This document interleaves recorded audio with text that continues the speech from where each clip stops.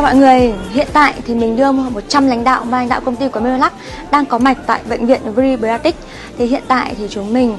cùng với toàn bộ ban lãnh đạo công ty đang có một cái buổi học tập tu nghiệp cùng với những cái công nghệ mới nhất tại Hàn Quốc, đó là Meso RF1